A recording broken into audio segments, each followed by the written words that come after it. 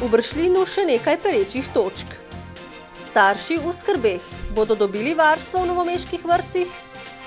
Bogataj, Kostanjevica niso dolenjske Benetke.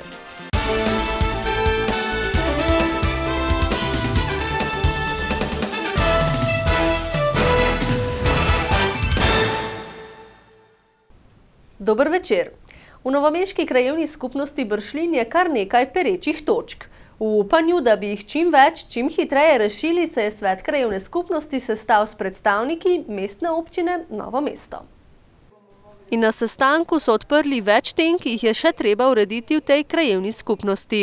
Ta zbor krajanov smo obljubili krajanom, prebivalcem Bršljina, že ob zapori Ljubljanske ceste. Takrat se je izkazalo, da je pereč problem nesodelovanja krajanov pri takih zadevah, pri velikih projektih. Danes smo se predvsem opredelili na cestno problematiko in sicer smo obravnavali rekonstrukcijo Bršljinske ceste, Straške ceste, priključek na Andrijaničevo in Medičevo. Ugotavljamo, da so potrebe ogromne. Po slabih izkušnjah, ki so jih imeli z ureditvijo Ljubljanske ceste, je bil tudi ta zbor krajanov eden od načinov, da se tovrstni zapleti v prihodnje ne ponovijo. Kar precej tem je v Bršljinu odprtih. In ob tej priliki smo potem izkoristili, da smo vse te teme odprli. Moramo reči, da smo bili pozitivno presenečeni, ker je prišla tako močna ekipa strani občine, da so nam strokovno in argumentirano razložili določene zadeve. Prioriteta v naslednjem letu pa je ureditev Bršljinske ceste in tamkajšnjega mostu, je še dodal Kobe. Starši otrok, ki so pričakovali prosto mesto v novomeških vrtcih z januarjem prihodnje leto, bodo morali zanje najverjetneje poiskati drugo varstvo. Kot namreč kaže ta hip, občina zaradi zmanjšanega financiranja države nima zagotovljenega denarja za odprtje novega oddelka v osnovni šoli Drska. Petra Jambrošič, mamica skoraj 10-mesečnega Nika, januarja vnovič nastopi delo, a za mlajšega otroka zaenkrat še nima zagotovljenega varstva. Računala je namreč na sprejem v vrtec v začetku prihodnjega leta, zato se tudi ni dogovorila za zasebno varstvo. Pred par dnevi sem poklicala svetovalko, da jo vprašam, kakšna je situacija, kdaj lahko pričakujemo vrtec. Pa je rekla, da občina, da je od celega projekta odstopila, da baje ni več sredstev. Sedaj smo ostali brez privat varstva in brez vrtca. V vrtcih Ciciban in Pedenjped so danes o tem prejeli uradni dokument z občine. Obvestilo, da se v prihodnjem letu do nadaljnjega zaradi finančne situacije, kakršna je, oddelki ne bodo odpirali. Najprej so bili torej starši obveščeni o tem, da imajo z januarjem možnost vpisa v nov oddelek, zdaj pa bodo izvedeli, da je občina zadevo ustavila. Nekoliko nerodna situacija je, ker vemo pa, kakšno je stanje, ni denarja in skušamo razložiti. Tako Kušar Ambrožičeva kot Potočnikova pravita, da bi glede na njihova poizvedovanja januarja prav gotovo napolnili oddelek 12 otrok na Drski. Teklo je po planu odprtje, potem pa smo prišli do neke točke, tiste, kjer smo zvedeli, da ne bomo mogli januarja zaenkrat še zagotoviti. In ta točka se je zgodila točno takrat, žal, ker so že obveščati začeli starše. Berger pravi, da na občini iščejo rešitve in da bodo naredili vse, da zagotovijo varstvo otrok, če ne z januarjem, pa morda s februarjem. A dotlej se bodo morali starši znajti po svoje in kar lahko se zgodi, da zanimanje za vpis v vrtec tedaj ne bo več dovolj. V Sevnici se je v sklopu rednega dela poslovanja, ki ga opravlja tudi na terenu, mudila varuhinja človekovih pravic doktorica Zdenka Čebašek-Travnik. Po dopoldanskem sprejemu na občini se je sestala z najavljenimi pobudniki s posavskega območja. Teh je bilo kar 17. Glavne izpostavljene težave so bile vezane na sodne postopke, v katerih so se ljudje, ki so se obrnili na varuhinjo, počutili prizadete ali opeharjene. In to me je posebej zaskrbelo tudi zato, ker smo ponovno ugotovili, da vsi ljudje nimajo enakega dostopa do pravičnega sojenja. Na ustanovi ta čas izvajajo raziskovalni projekt o svetovanju občanom, zato so tudi občini Sevnica predlagali, da bi čim prej organizirali obliko brezplačne pravne pomoči. s pomočjo katere bi se ljudem olajšal dostop ne samo do sodnih poti, ker te so itak urejene po drugih zakonih, temveč predvsem kako naj se obrnejo v posameznih postopkih vezani na pridobitev kakšnih dovoljenj, pritožb ali podobno. Varuhinja je predstavila tudi projekt Zagovornik, glas otroka, ki sicer poteka že 5 let. Gre za to, da se ojača otrokov glas, da otrok, ki je vključen v neke postopke ali na sodišču, ali na centru za socialno delo, ali pred kakšnimi drugimi komisijami, postane slišen, da slišimo, kaj si otrok resnično želi. V ta namen so usposobili že več kot 80 različnih strokovnjakov, ki so pridobili naziv zagovornika. Poročilo o uspešnosti projekta bodo sicer decembra poslali v Državni zbor. Stanje na področju obrti, predvsem za manjše podjetnike in obrtnike, je težko. Izrazit je upad naročil v gradbeništvu, ki pa se hkrati sooča s pomanjkanjem kadra. Zanimanje za deficitarne poklice namreč iz leta v leto upada. Če je pred 20 leti končalo letnik prek 300 bodočih zidarjev, jih je bilo lani v Sloveniji vpisanih manj kot 10. Podobno je v kovinarstvu in lesarstvu, pravi Franci Bukovec iz Obrtne zbornice Slovenije, ki na lastni koži občuti težave s pomanjkanjem kadrov. Kot direktor družinskega podjetja namreč pravi, da že leta štipendirajo, a ne dobijo dovolj dijakov. Tudi učence iz šol imamo. Letos prvič je bil interes vseh učencev, ki so pri nas opravili šolsko prakso, 3 učencev v letniku, da se pri nas zaposlijo. Doslej so ti učenci veselo bili doma v Mama hotelu. A teh dijakov je premalo, zato na naših gradbiščih že delajo Moldavci, poudarja. Po njegovem bi morali sistemsko omejiti vpis v poklice, za katere je vnaprej znano, da bo kadra na trgu preveč.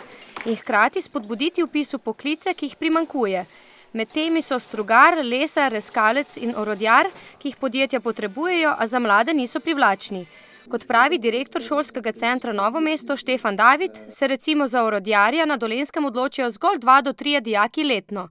Zato bo njihova vloga na področju tehničnega izobraževanja v prihodnje še pomembnejša, je prepričan David. In mislim, da bomo to funkcijo poskušali v čim boljši meri opraviti skupaj seveda z našimi inštitucijami, s področja šolstva, v sodelovanju s podjetji in z našo lokalno skupnostjo, s katerim pa moram poudariti, da izredno dobro sodelujemo. V programe na novomeškem šolskem centru je sicer letos vpisanih 2960 dijakov. David pričakuje, da bodo to številko, čeprav pada, obdržali. Ali je Kostanjevica na Krki že turistična destinacija? Na to vprašanje je skušal odgovoriti Janez Bogataj, eden najbolj znanih slovenskih etnologov. Kot pravi, Kostanjevica je na tej poti, sami prebivalci pa morajo začutiti, da je turizem njihova nujna potreba. Vedno se je treba vprašati, kaj določen kraj že turistično definira in kaj je treba še postoriti. Kostanjevica na Krki je najbrž najbolj prepoznavna zaradi svoje unikatne lege ob Krki. Potem je gotovo vse to, kar je povezano z umetnostjo v tem kraju.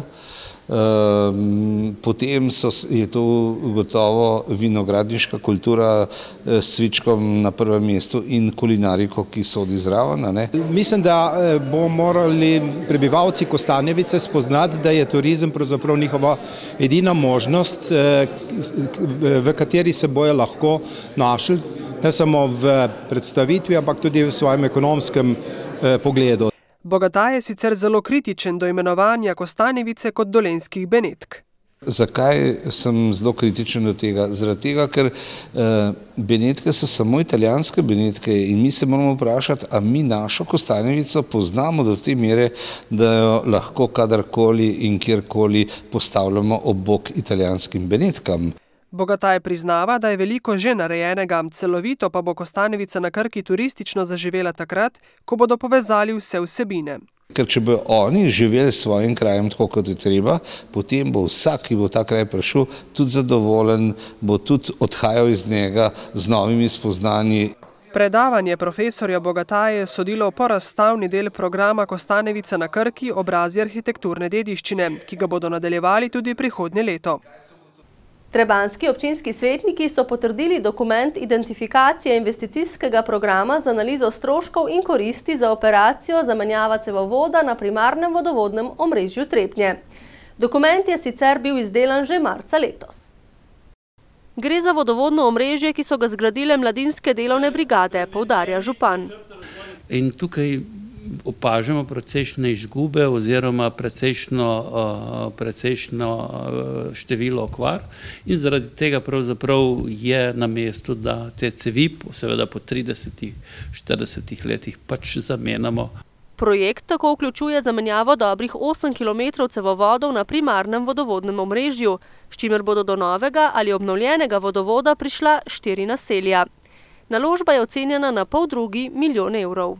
Moram pa povedati, da gre za evropska sredstva v 50%, tako da je to eden od programov regionalnih spodbud in regionalnega razvoja, tako da tudi iz tega naslova upam, da bomo uspešni in da bomo počrpali vsa sredstva, ki so nam namenjena iz tega naslova. Ob uspešni kandidaturi bodo lahko sredstva črpali v prihodnjem letu, še dodaja. Mirnopeški svetniki pa so na zadnji seji občinskega sveta sprejeli predlog odloka o programu opremljanja stavbnih zemljišč in merilih za odmero komunalnega prispevka za sekundarni vodovod v severnem delu občine. Obnovili so tako obstoječe vaške vodovode, kot zgradili primarni vodovod na vinogradniških območjih. Tako da bomo lahko začeli izvajati priključitev sekundarnih priključkov za severni del občine, ker primarni del je bil v letošnjem letu zgrajen in na ta način so osnove dane za priključevanje teh interesentov, jih je pa javljenih tam blizu 200. Kakovostnejše vode bodo deležni prebivalci Globočdola in Hmelčiča ter tamkajšnji lastniki počitniških hiš. V občini Ivančna Gorica gradijo svoj turistični razvoj na krožni poti Prijetno domače, ki povezuje 12 krajevnih skupnosti. Svojevrstno zgodbo ima tudi krajevna skupnost Zagradec. Ime Zagradec je povezano z gradičem, ki je stal na tedanjo Fužino. Za tem gradičem, Zagradcem, so postavljali domačini hiše, so obdelovali polja in tako je nastalo ime Zagradec, Zagradcem. Sicer pa se kraj ponaša z edinim še delujočim mlinom v zgornjem toku reke Krke. Po tej krajevni skupnosti je potekala rimska pot, ob kateri leži tudi Valična vas, v kateri rasteta 300 in 800 let stari lipi. V bližini vasi pa stoji v vsej Sloveniji edinstvena cerkev svetega Jožefa. Zgrajena je namreč v obliki 4 peresne deteljice, zanimiv pa ima tudi oltar. Ta oltar je znan tudi po tem, da so ga v 18. stoletju namreč dali obnoviti nekomu iz Žužemberka, ki ni bil najbolj primeren za to, ni imel teh veščin. In njega so kar v kroniki zapisali kot pacarja, ker je pacal. Krajevna skupnost Zagradec je sicer ena večjih krajevnih skupnosti v občini. Sestavljajo 16 vasi, 450 gospodinjstev pa predstavlja več kot 1000 prebivalcev naše občine. Zelo aktivne imamo ljudi. V Zagradcu so doma ljudje, ki veliko dajo na svoj kraj, ki nekako vse skozi živijo z reko Krko, ki nekako se zavedajo, da si morajo pri boju za vsakdanji kruh pomagati sami. V krajevni skupnosti delujejo številna društva, v katerih je tudi veliko mladih. Vse to pa zagotavlja, da bo v Zagradcu življenje teklo še naprej, dodaja župan. Tudi nocoj vas vabimo k ogledu oddaje Pokličite župana. Živi Zakšek se bo ob 20. uri v studiu pridružil sevniški župan Srečko Ocvirk. Vabljeni k ogledu, novice pa bodo na sporedu spet jutri. Nasvidenje.